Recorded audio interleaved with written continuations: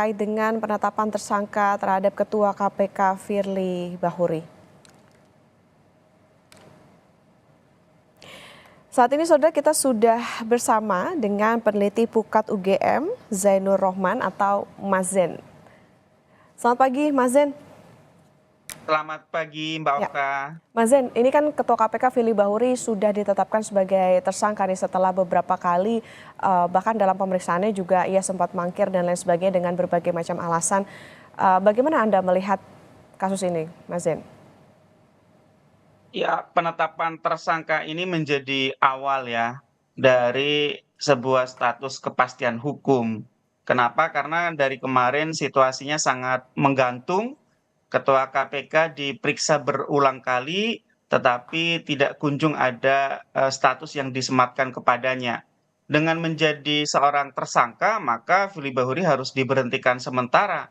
Artinya tidak menjabat harian sebagai Ketua KPK, tidak dapat menggunakan kewenangannya sehingga proses penanganan perkaranya dapat berlangsung dengan lebih lancar tanpa ada gangguan-gangguan karena yang bersangkutan misalnya masih menggenggam kekuasaan sebagai Ketua KPK.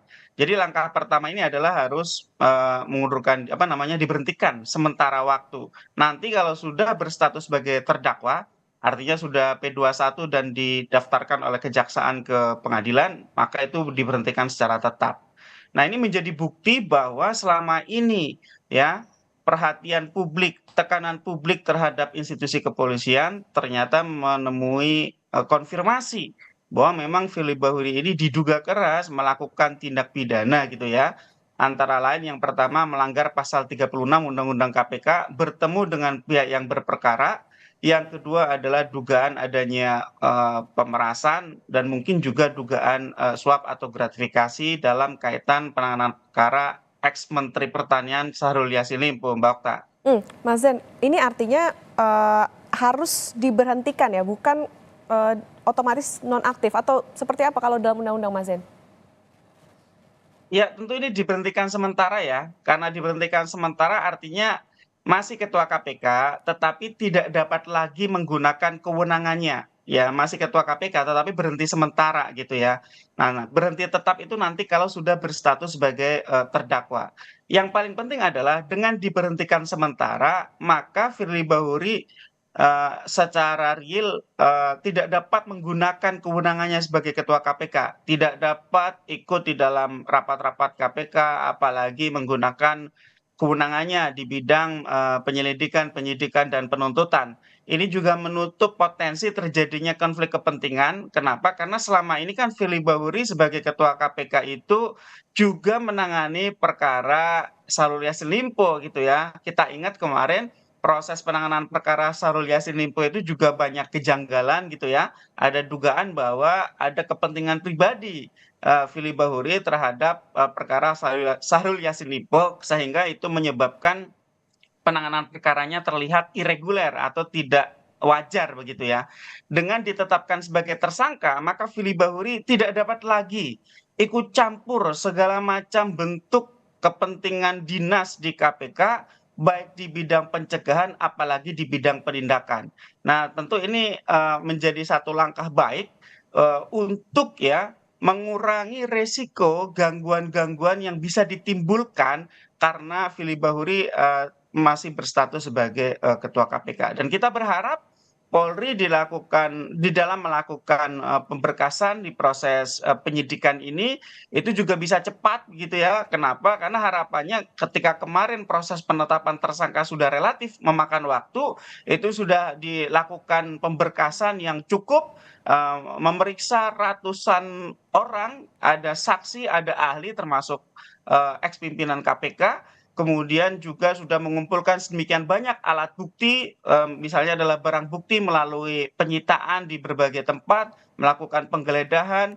Diharapkan dari sisi kebutuhan administratif penyidikan itu sudah relatif diselesaikan sehingga proses penyidikan dengan tersangka Firly Bahuri ini diharapkan tidak terlalu lama hingga bisa P21 nanti kemudian jaksa diharapkan juga bisa segera untuk mengajukannya ke meja sidang sekali lagi kalau sudah berstatus sebagai terdakwa, maka pimpinan KPK ini Ketua KPK Firly Bahuri diberhentikan secara tetap. Nah, itu yang kita harapkan kasus ini menjadi prioritas, menjadi perhatian utama dari institusi kepolisian dan nanti tentunya juga institusi kejaksaan. Karena ini juga ketika sudah ditetapkan sebagai tersangka, maka kemudian SPDP-nya dikirim dari Polri ke kejaksaan. Nah, dari awal juga seharusnya Polri memenuhi gitu ya kewajiban-kewajiban secara formil agar perkara ini bisa diselesaikan dengan cepat tanpa ada bolak-balik berkas P19 terus dan itu bisa menghambat penyidikan. Harapannya Ya. sekali lagi Firly Bahuri ini bisa segeralah diajukan ke depan meja hijau sehingga nanti statusnya diberhentikan secara tetap, Bapak. Baik, Mas Zen, ini pagi hari ini kita juga sudah bergabung. Ini ada Pak Saud Situmorang, Wakil Ketua KPK periode 2015-2019. Pak Saud, selamat pagi. Tadi kan kalau Mas Zen bilang artinya setelah penetapan tersangka terhadap Ketua KPK Firly Bahuri ini harus diberhentikan. Nah, ini kan berarti pucuk pimpinannya sudah ditetapkan sebagai tersangka. Lalu Pak Saud, siapa yang nantinya akan menetapkan atau memberhentikan Firly Bahuri sebagai Ketua KPK? Ya, ini kita masih bertanya-tanya.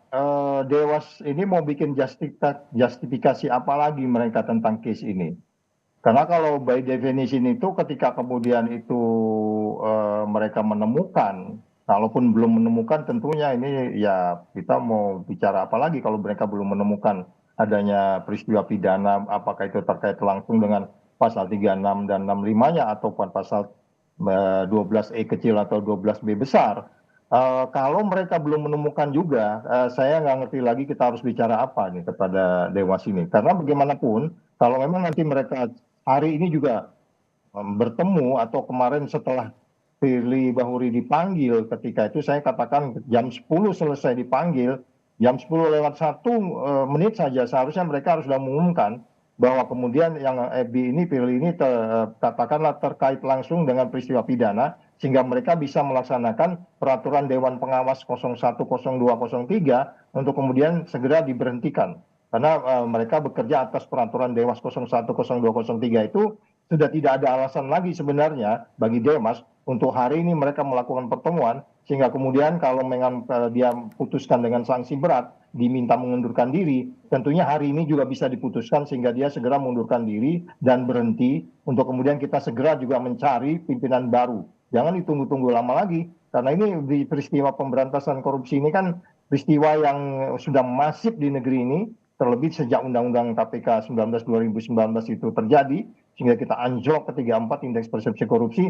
Jangan ditanggap-tanggapi dengan kecepatan-kecepatan rendah. Sementara Polri sudah masuk pada kecepatan tinggi, bahkan sudah mengumpul 91 orang untuk kemudian berdiskusi tentang itu. Ya, saya pikir ini sikap dari KPK, including Dewas, perlu kita pertanyakan. Nah, ini artinya seperti apa, Pak? Apakah memang selama ini kalau Pak Saud lihat Dewas ini nampaknya belum cukup puas dengan beberapa bukti yang memang bahkan polisi pun juga sudah menjabarkan begitu apa saja barang bukti yang disita. Apakah ini juga belum bisa membuat Dewas ini yakin bahwa ini ditemukan ada unsur pidana dalam kasus ini? Ya, yang kita khawatir adalah mereka selalu mengatakan peristiwa pidana itu peristiwa yang berbeda. Kan kasus-kasus yang ibu yang sebelumnya itu mereka katakan sesuatu pidana itu urusan kami, urusan etik. Loh, ini logika argumentasi hukum seperti apa yang kita diskusikan hari ini di tengah bangsa seperti ini?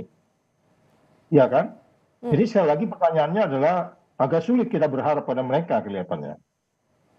Berarti ini artinya tergantung dari argumentasi subjektif dari masing-masing Dewas atau seperti apa, Pak Saud?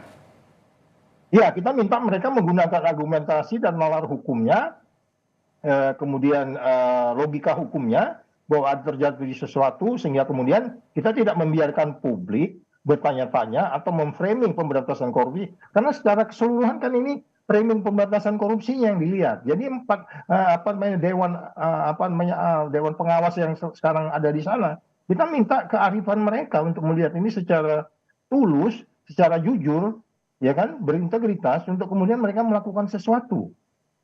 Jangan lagi melihat ini mengatakan bahwa sesuatu yang terpisah.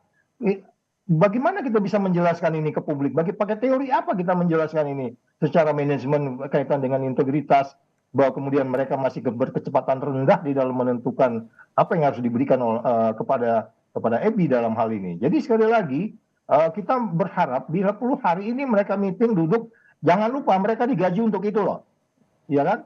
Kita belum melihat bagaimana mereka mempertanggungjawabkan gajinya di dalam kaitan kalau kita bicara kasus-kasus yang terjadi sebelumnya.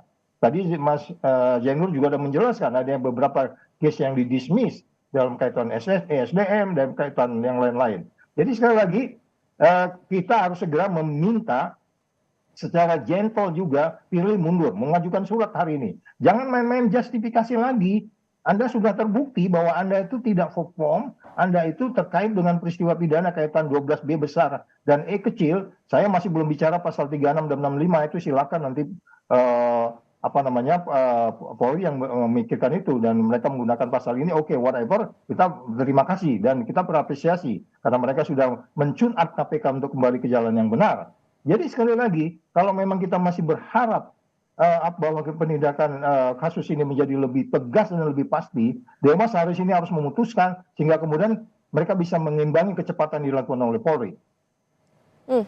Pak, tapi aturan baku atau pakamnya seperti apa sih Pak? Apakah sudah ada aturan tertulis soal bagaimana kalau misalnya ketua KPK sendiri yang menjadi tersangka atau selama ini justru hanya menggabungkan subjektivitas hukum dari masing-masing pribadi kemudian dirumuskan menjadi satu, oh ini Dewas, menurut Dewas seperti ini atau seperti apa Pak Saud? Sekarang katakan nggak ada aturan, nggak ada Dewas, ya kan? Ini kan negeri ini kan sangat sulit kita mengatakan bahwa orang yang salah mengaku bersalah. Sudah jelas ada kasus penyidikan, masih ada seorang wakil menteri hadir di DPR. Itu kan sinyal-sinyal tak baik gitu ya, yang sebenarnya yang kemudian ini akan bisa juga terjadi di sini. Mereka merasa ini azas praduga tidak bersalah. Mas Yenur tadi bilang nanti sampai ada keputusan tetap sehingga dia baru selesai dari jabatannya. Itu kan soal normatif saja. Kita dalam keadaan sudah sangat extra condition gitu. Extra condition itu ketua pemberantasan korupsi terlibat pada pasal yang sering dia gunakan untuk memberantas korupsi.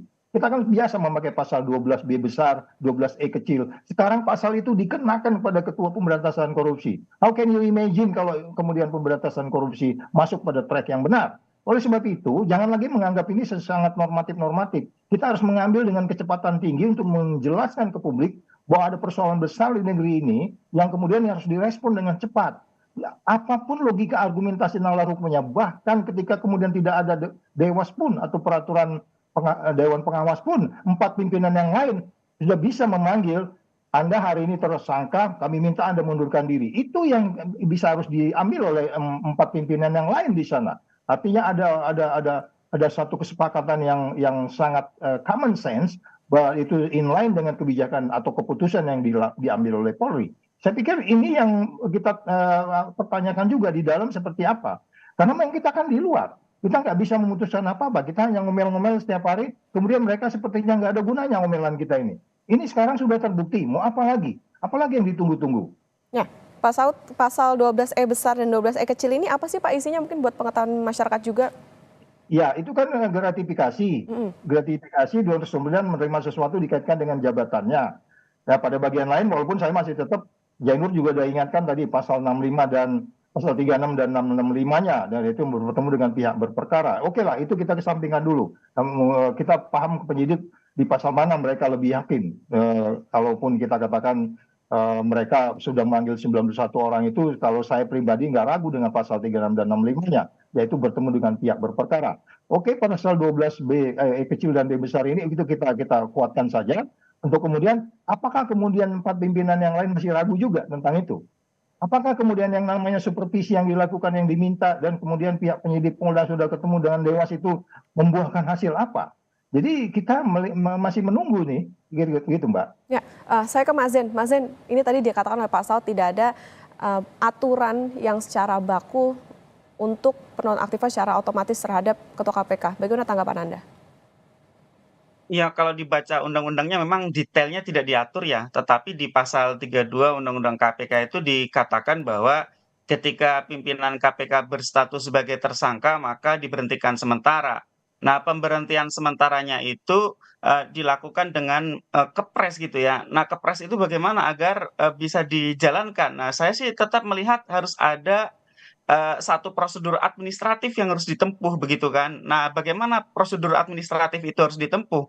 Tentu Kepres itu harus dimohonkan. Siapa yang memohon? Ya KPK sendiri sebagai institusi tempat Firly Bahuri menjabat. Nah, KPK bisa mendasarkan permohonan pemberhentian sementara ketuanya kepada presiden itu dengan mengantongi gitu ya, setidak-tidaknya satu keterangan dari Polri bahwa benar Firly Bahuri berstatus sebagai tersangka. Jadi ini bisa diproses di internal KPK misalnya oleh Kesekjenan KPK dengan mengajukan surat kepada presiden agar ketua KPK ini diberhentikan sementara dan nanti presiden merespon gitu ya permohonan tersebut dengan mengeluarkan kepres pemberhentian sementara ketua KPK Firly Bahuri.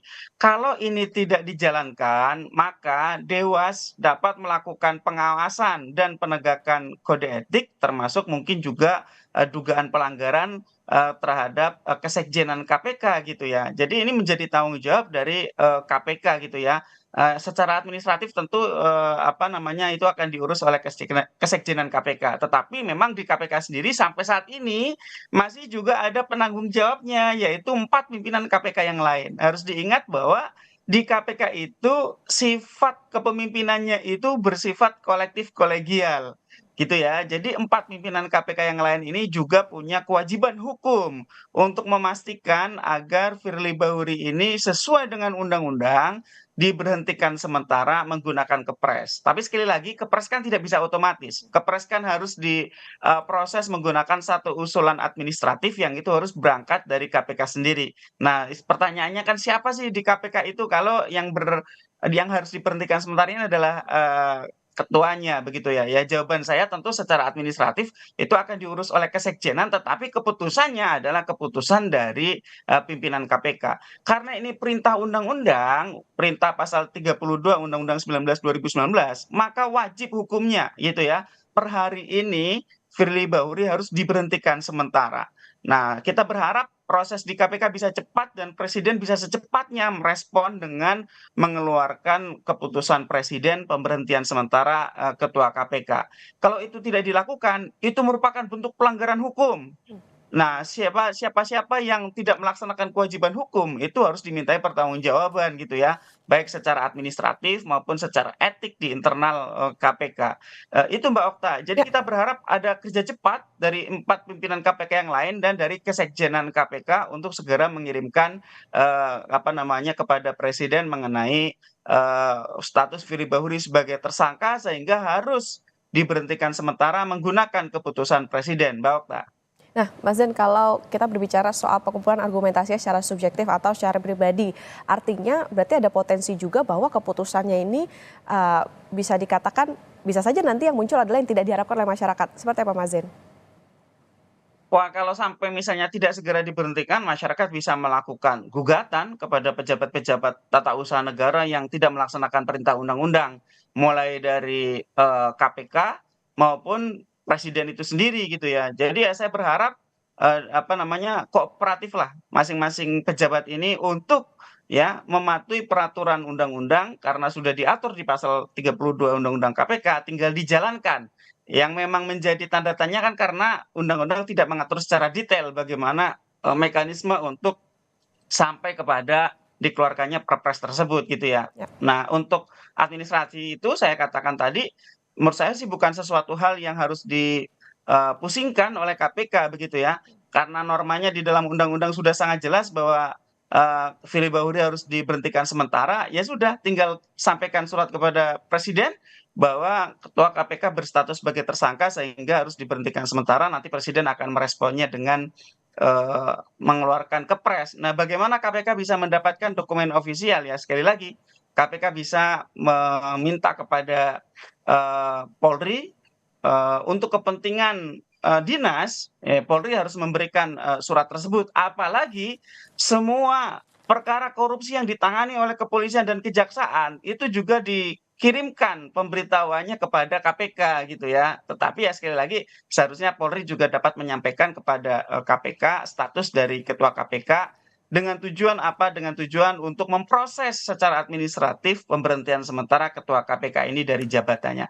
Kalau sudah berhenti Mbak Okta, meskipun berhentinya baru sementara, itu nanti sekali lagi bisa mengurangi gangguan-gangguan yang mungkin timbul karena Firly Bahuri memegang kekuasaan sebagai Ketua KPK. Jadi semakin cepat ini diproses, diberhentikan, semakin baik juga untuk penanganan perkaranya. Tetapi kalau semakin lama diulur, maka kemungkinan Firly Bahuri ini melakukan perlawanan, mengganggu proses penyidikan yang berjalan di Polri itu sangat terbuka lebar. Kenapa? Karena ya dengan instrumen kekuasaan yang dimiliki di KPK, tentu banyak celah yang bisa digunakan, banyak kartu yang bisa dibuka, banyak dan seterusnya begitu. Sehingga sekali lagi per hari ini harus diberhentikan dan ini harus gerak cepat gitu ya, harus gerak cepat.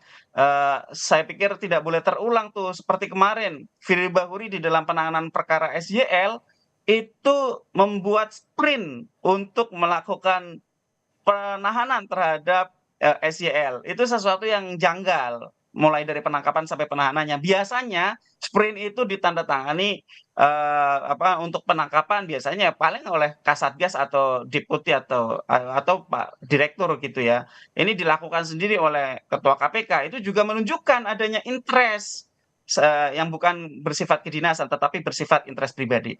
Jadi Mbak Okta sekali lagi concern saya adalah hari ini harus diberhentikan dari jabatannya secara sementara, harus diproses oleh KPK secara kelembagaan dan harus dikukuhkan dengan keputusan Presiden agar Firly Bahuri ini diberhentikan dari jabatannya, Mbak Okta. Baik, ini tentu yang juga diharapkan oleh publik bahwa adanya gerak cepat begitu dari KPK terkait dengan karena Firly Bahuri juga sudah ditetapkan sebagai tersangka. Baik, Mas Zen, Pak Saud, nanti kita akan kembali usai jeda, tetaplah di Breaking News Kompas TV, Saudara.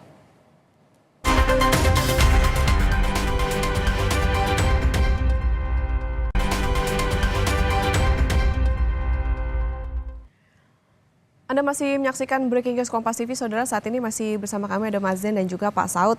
Pak Saud, ini kita berbicara soal aturan ya Pak ya.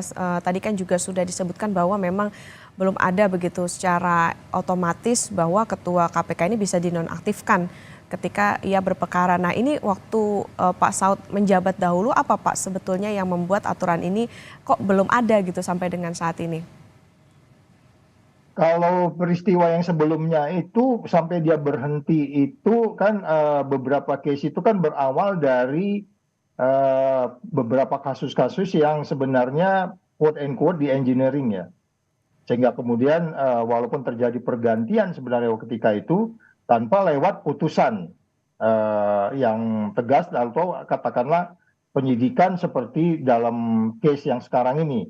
Karena waktu itu case-nya itu kan sangat tipis-tipis saja sebenarnya itu. Soal KTP lah, soal apa waktu itu kasus-kasus sebelumnya. Jadi pertanyaannya adalah kenapa ketika itu belum terpikirkan? Karena kita nggak pernah membayangkan bahwa pimpinan KPK itu masih seperti ini. Oleh sebab itu kalau bicara undang-undangnya itu baru di Undang-Undang 19 mereka sudah membayangkan sehingga kemudian muncul yang Mas Jainur bilang tadi pasal 32 itu. Jadi sekali lagi di pasal 32 itu pun kalaupun di Undang-Undang KPK itu belum ada penjelasan lebih resmi, tetapi di bagian penjelasan itu dikatakan cukup jelas. Jadi sebenarnya sudah cukup jelas, tinggal ditindaklanjuti aja. Apakah itu oleh Dewas atau pemerintah yang berkuasa, karena memang di bawah eksekutif saat ini. Jadi pagi ini sebenarnya kalau saya presiden, saya katakan kamu berhenti. Nah ini kan soal penegak hukum kan nggak boleh abu-abu, gimana? Berarti kita nggak menghargai penyidik di Polda sana yang kerja siang malam untuk meneliti kasus ini. Negara rugi nih begini nih. Cuma memanggil 92 orang, makan siangnya aja udah berapa itu 90 orang itu. Waktu mereka ditanya-tanya sampai sore. Jadi negara rugi berlipat-lipat karena perilaku seseorang pimpinan. Oleh sebab itu, pemberantasan korupsi kan selalu dikatakan harus efisien, efektif. Itu kan yang utama, supaya kemudian ada kepastian. Jadi jangan menunggu-nunggu. Kalau saya presidennya, saya panggil, udah kamu berhenti. Mau memalukan dan seterusnya. Sederhana, as simple as that. Pak, ini menarik. Pak Saud tadi mengatakan bahwa tak pernah terbayangkan. Ini pun juga mungkin yang terlintas di benak publik Pak, bahwa tak pernah terbayangkan seorang pimpinan KPK ini justru terjerat dengan kasus dugaannya bahkan pemerasan terhadap tersangka korupsi. Nah, bagaimana Bapak melihat kasus ini Pak? Siapa lagi Pak kira-kira yang bisa kita percaya terutama dalam upaya pemberantasan korupsi di Indonesia kalau ketua KPK-nya saja ini justru ditetapkan sebagai tersangka? Mbak, seleksi pimpinan KPK itu hampir 1 semester. Hampir dilakukan 1 semester. Artinya kalau dilakukan pendaftaran bulan 1, nanti hampir bulan 7, bulan 8 baru ketemu pimpinannya. Ada waktu cukup banyak untuk mempelajari seorang pimpinan KPK, mulai dari psikotes, karakter, integriti, cross-check ke lingkungannya, cross-check waktu dia kuliah, cross-check waktu dia bekerja, dan seterusnya. Tetapi kemudian itu kan gagal untuk periode ini. Bahkan kami pimpinan KPK, waktu itu sudah ngirim surat ke Komisi 3, ada masalah dengan yang bersangkutan. Saya di doorstop oleh wartawan. Bagaimana ini Pak Saud? Saya katakan kalau orang tidak berintegritas tidak akan lama nasibnya di KPK. Ternyata benar, hanya beberapa bulan kan ada kasus. Tetapi kan Dewas tidak menindaklanjuti itu. Iya kan? Sampai kemudian yang terakhir kemarin bulan kan, sepanjang karir yang bersangkutan di KPK ada saja masalah. Mulai dari yang sangat simpel, yang melanggar yang kita sebut sebagai kode etik sederhana, sampai yang terakhir bertemu dengan pihak berperkara itu dilakukan. Jadi pertanyaannya, kenapa kita waktu itu tidak membayangkan? Karena memang seleksinya cukup panjang. Tapi kan kita sudah memberi warning dari pimpinan waktu, ngirim surat ke DPR bahwa ada potensi masalah integritas yang bersangkutan. Malah kita dianggap mengirim surat hoax. Ada statement itu dari seorang pimpinan Komisi 3. Bukan pimpinan, seorang unsur di Komisi 3 mengatakan surat yang kami ngajukan itu hoax. Itu surat resmi dari KPK, bukan surat resmi Saud Situmorang atau pimpinan yang lain. Jadi sekali lagi, karena memang kita tidak membuka pintu hati kita dengan jujur, berani, peduli, dan adil, ini hasilnya seperti ini. Sekarang kita mau melakukan yang sama pada pagi ini. Kita lihat respon pemerintah, kita lihat respon Dewas, kita lihat respon yang lain. Apakah kemudian kita hanya masih terus berpikiran bahwa ini menjadi sesuatu yang biasa-biasa? No, no, no. Ini Ketua Pemberantasan Korupsi dan ini menjadi headline-headline besar bakal beberapa hari ini. Pak Saud, artinya kalau kita bicara soal dari penetapan Syahrul Yassin Limpo sebagai tersangka, kemudian beredar foto pertemuan antara Pak Firly dengan Yassin Limpo, kemudian juga muncul surat dugaan pemerasan itu. Nah, kalau Pak Saud sendiri, ini ada tidak sih Pak kecurigaan terkait dengan hal ini? Apakah sebetulnya penetapan tersangka terhadap Firly Bahuri sebetulnya bisa ditetapkan jauh sebelum dari hari ini? Oh ya, karena kalau kita bermula dari kasus ini kan dari yang disebutnya pengaduan masyarakat. Ya. Pengaduan masyarakat itu berawal dari sebuah peristiwa pidana yang sebelumnya terjadi, sehingga kemudian memunculkan pidana baru, ya kan? Artinya tindak pidana korupsi menimbulkan tindak pidana korupsi. Itu kan sesuatu yang sudah ada di kepala kita semua. Selalu begitu sebenarnya. Tindak pidana korupsi menimbulkan tindak pidana korupsi yang baru. Nah, itu menjadi ruwet, itu menjadi tidak pasti ketika persoalan integriti menyelingkupi pemberantasan korupsi. Yang artinya, saya kembali kepada statement saya sebelumnya, bahwa sebenarnya apa sih sebenarnya yang dilakukan oleh 4 pimpinan lain dalam kaitan check and balance? Mereka tidak bisa menunjukkan bahwa bukti-bukti yang lebih dari 6 kasus itu melibatkan yang bersangkutan untuk kemudian itu dijadikan bukti yang cukup. Masa kita menunggu sampai 20 kasus, 10 kasus baru bisa melakukan bahwa seseorang itu punya potensi bermasalah dengan integritasnya. Jadi sekali lagi kalau kemudian kita bertanya bagaimana ini ke depan, bagaimana kita bisa selesaikan ini, ya ada jalan lain untuk secepatnya kita selesaikan case ini. Sehingga kemudian tidak memunculkan framing-framing bahwa kasus ini berawal dari yang disebutnya bergain. Tidak. Tanpa kasus SYL ini pun yang bersangkutan itu sudah bermasalah.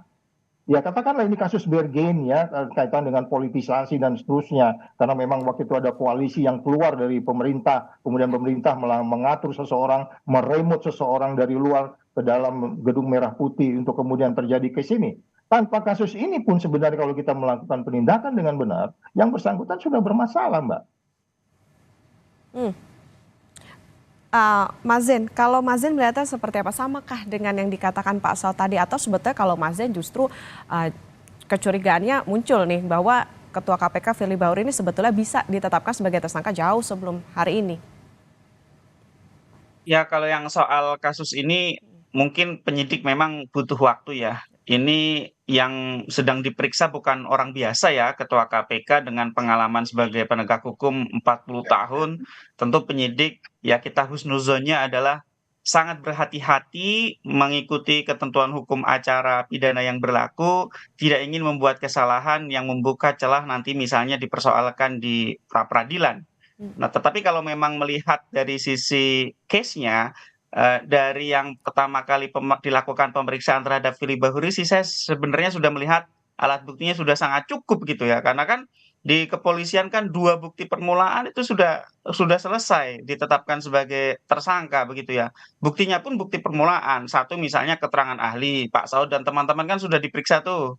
Yang kedua misalnya adalah saksi-saksi yang sudah membenarkan ada pegawai KPK, ajudan Firly, ada SYL, ada Hatta, ada bahkan hampir 100 nih pihak yang telah diperiksa, sangat banyak ya. Jadi sebenarnya dari sisi jumlah alat bukti itu sudah mencukupi untuk penetapan tersangka dari pemeriksaan Firly Bahuri di pemeriksaan yang pertama gitu ya. Tetapi mungkin ya penyidik butuh pengaman ganda begitu ya, agar sangat yakin ini tidak bisa lolos lagi gitu, sehingga dilakukan lagi pemeriksaan yang kedua setelah melakukan penggeledahan di rumah Firly Bahuri, termasuk satu rumah di Kartanegara yang sampai sekarang tidak jelas statusnya. Apakah itu rumah sewa Firly Bahuri, apakah disewakan oleh orang lain yang juga merupakan bentuk gratifikasi, atau rumah Firly Bahuri itu sendiri tetapi belum diatasnamakan sehingga tidak ada di dalam LHKPN.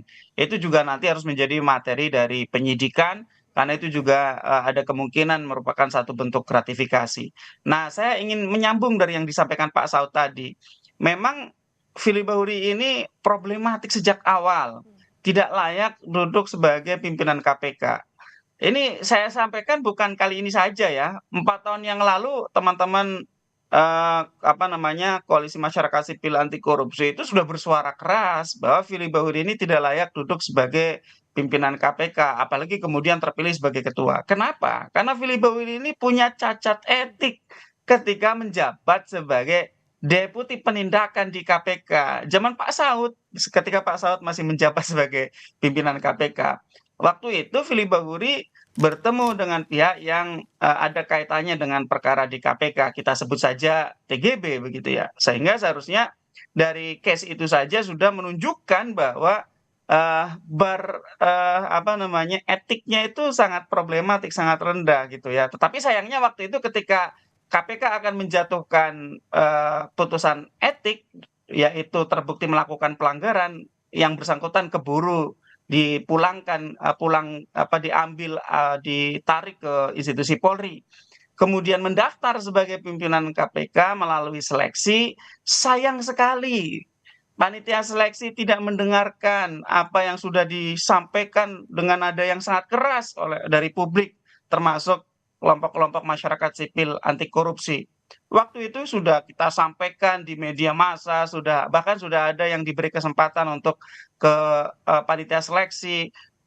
Di publik juga terjadi pembahasan yang sangat serius bahwa Firly Bahuri ini tidak layak untuk menjadi pimpinan KPK karena punya masalah etik. Kita tidak ada soal faktor like and dislike, tidak ada iri benci secara personal, tidak. Tetapi karena yang bersangkutan itu cacat etik begitu ya. Tetapi sayang sekali untuk periode 2019-2023 yang sayangnya kemudian diperpanjang 1 tahun oleh MK ini, pimpinan KPK ini lahir dari satu proses yang memang menurut saya banyak sekali pertanyaan.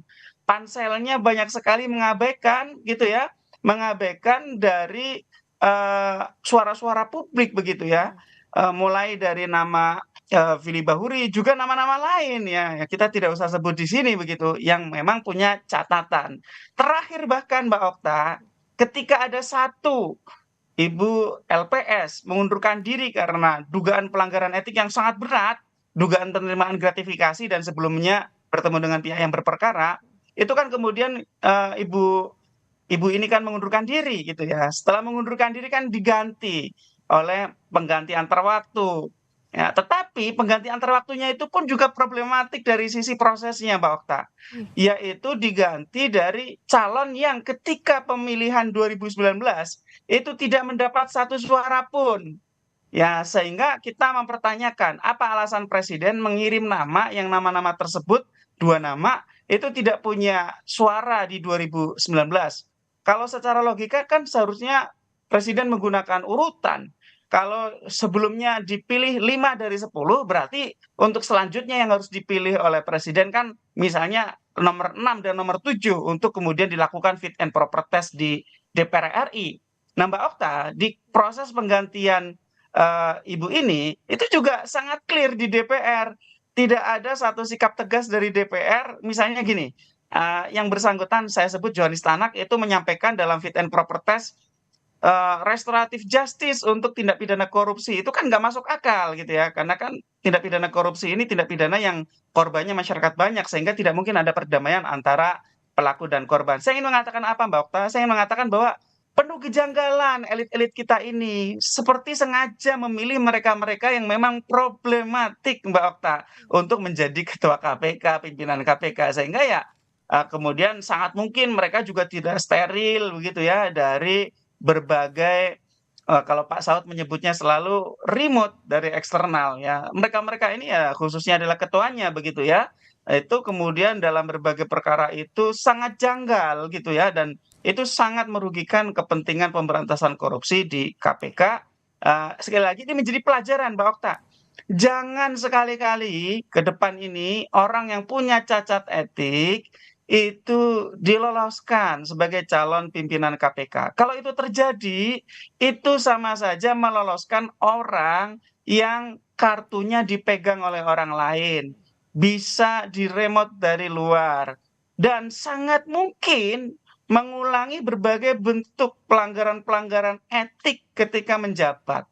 Orang yang tadinya bersih pun ketika dikasih jabatan itu adalah ujian apakah dapat menjalankan jabatannya dengan penuh amanah. Apalagi orang yang sudah terbiasa melakukan pelanggaran, ketika diberi kekuasaan yang sangat besar sebagai pimpinan KPK, oh itu sudah sangat pasti abuse of power. Gitu Mbak Okta. Ya, saya ke Pak Saud. Pak Saud, ini menarik tadi soal Pak Firly ini dianggapnya problematik, kemudian juga soal bisa diremote dari luar. Seperti apa Pak ini?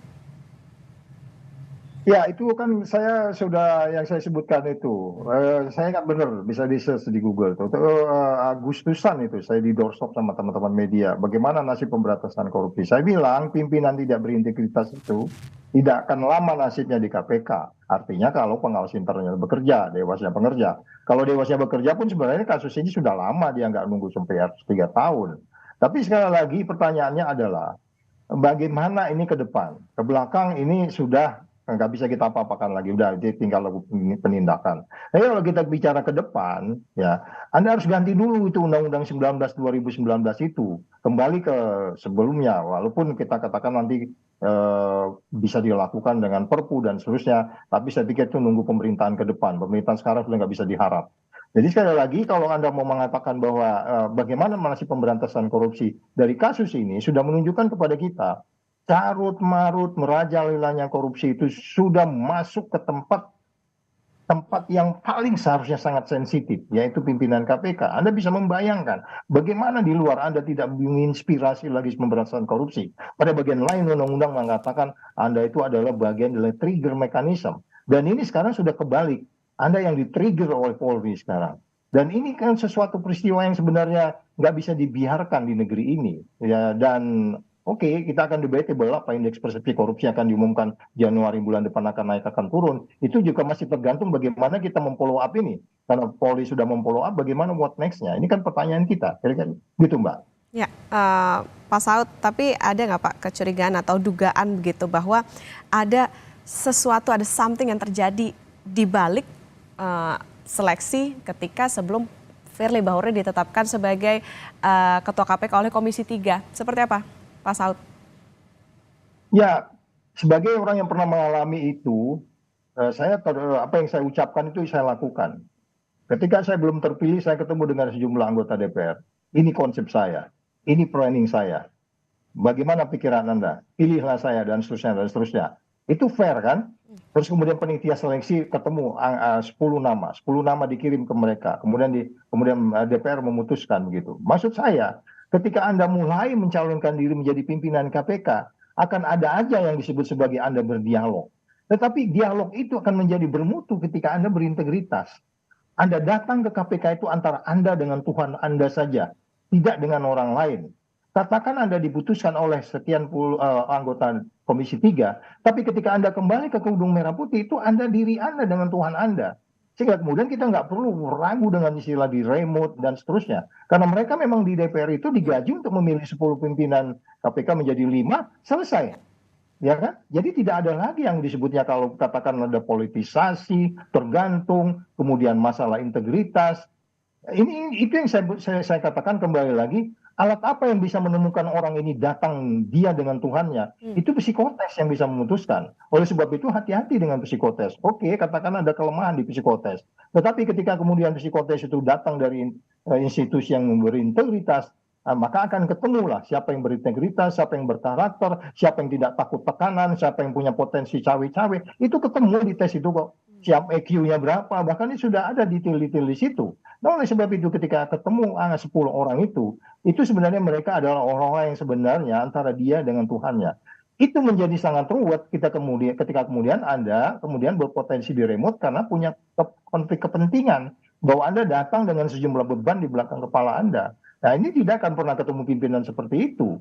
Jadi sekali lagi kalau pertanyaannya, apakah memang mereka itu datang ke KPK dengan sejumlah gandengan-gandengan di belakang kepalanya, itu persoalannya kenapa kemudian tes kepemimpinan di KPK itu dilakukan seketat mungkin sampai berjalan 1 semester. Itu maksudnya kan kita gunakan untuk mencek latar belakangnya, bahkan bila perlu mulai dari dia SMA, SMP, perguruan tinggi, karena karakter itu cenderung tidak berubah. Karakter itu tidak pernah berubah. Karakter itu selalu terus. Nah, sekarang bagaimana undang-undang bisa membenteng itu? Itulah yang disebutnya ada yang namanya pasal 3665, ada dewan pengawas. Tapi kan itu tidak berjalan. Sehingga kemudian semuanya menjadi lumpuh gitu, Mbak. Jadi ya hasilnya seperti ini. Nah, tadi Pak, berarti evaluasi apa yang menjadi catatan, terutama kalau tadi dikatakan misalnya di Komisi 3 begitu, ketika masa pemilihan atau masa seleksi dari Ketua KPK, lalu juga bagaimana evaluasi juga terhadap KPK itu sendiri, seperti apa Pak Saud? Kita paling tidak untuk saat ini kita tidak bisa berharap banyak, tapi evaluasi yang paling penting saya bilang kembalikan undang-undang itu. Of course nanti akan ada beberapa yang harus diubah untuk memperkuat. Jadi yang kita sebut revisi itu kan selama ini kan revisi memperkuat. Ya. Di antaranya untuk memastikan dalam hal-hal seperti ini dimasuk pasal baru dan seterusnya. Jadi itu evaluasinya. Kalau umpamanya katakan saat ini mereka kolektif kolegialnya tidak jalan, artinya FB ini sangat mempengaruhi sehingga yang lain itu merasa ketakutan atau yang lain itu merasa tidak dirinya karena kan kita sudah punya pengalaman. Bahkan dia nggak takut dengan 87 orang. Ya nggak? 87 orang dia pecat begitu saja sampai ketemu angka 57. Dia nggak takut kok. Dan kemudian dia saya maksudkan di sini kan adalah pimpinan mereka berlima di situ. Kolektif kolegialnya di mana? Kemudian kalau kita katakan ada suara-suara 3-2 atau 4-1 atau dan seterusnya, ini kan suara yang kita dengar di dalam itu ada perlawanan tapi nggak mampu untuk mengalahkan itu. Jadi sekali lagi ketika Anda berintegriti, Anda datang dengan Tuhan Anda nggak perlu takut dengan apapun, seharusnya kan begitu. Jadi kalau ditanya apa harapannya, saya pikir hari ini kita masih tidak bisa berharap banyak selama undang-undangnya masih undang-undang yang lama. Katakanlah undang-undang itu jelek, kalau dilaksanakan dengan baik, baiklah itu. Tapi kan kita belum bisa melihat bukti. Oke, mungkin dengan yang bersangkutan dikatakanlah sekarang menjadi dibebani oleh persoalan hukum yang melingkupinya, kemudian dia mundurkan diri, kemudian keberanian akan muncul, termasuk keberanian masyarakat. Itu yang saya katakan tadi di TV tetangga, jangan-jangan ini akan ada aliran baru dan ini bukan klimaks. Akan banyak lagi pengaduan masyarakat karena keberaniannya muncul. Yang pernah diperas, yang pernah digini, jangan-jangan masih ada seperti itu. Sehingga kemudian kita tinggal tunggu saja. Karena memang kita melihat sepanjang yang bersangkutan di sana kan masih ada aja selalu kasus yang kita lihat berpotensi untuk melingkupi yang bersangkutan. Jadi sekali lagi kita menilai jangan-jangan ini bukan klimaks, Mbak. Oke, baik. Yang jadi catatan tentu saja setelah Firly Bahuri ditetapkan sebagai tersangka, maka ini harus sesegera mungkin dinonaktifkan karena tadi catatannya adalah sebetulnya belum ada aturan secara baku mengatur bahwa ini otomatis bisa langsung dinonaktifkan dan kemudian juga ada sejumlah evaluasi yang harus diberlakukan terutama terkait dengan bagaimana nantinya dari proses seleksi ketua KPK itu sendiri sampai dengan nanti yang menjabat di KPK. Terima kasih untuk peneliti Ya, singkat saja pasal 32 yang disampaikan oleh Pak Jainur itu kalau kita menggunakan imajinasi kita itu udah cukup. Ya, baik. Iya kan itu udah jelas di pasal 32 Undang-Undang 19 itu. Kita gunakanlah imajinasi kita. Jangan lagi main justifikasi menunggu kepres apa segala macam itu. Ya, baik. Terima kasih Pak Saud untuk perbincangannya pagi hari ini. Ini tadi ada peneliti Pukat UGM Mas Zainur Rohman atau Mas Zain, kemudian juga ada Pak Saud Situmorang, Wakil Ketua KPK periode 2015-2019. Terima kasih atas perbincangannya pagi hari ini di Kompas TV, Pak.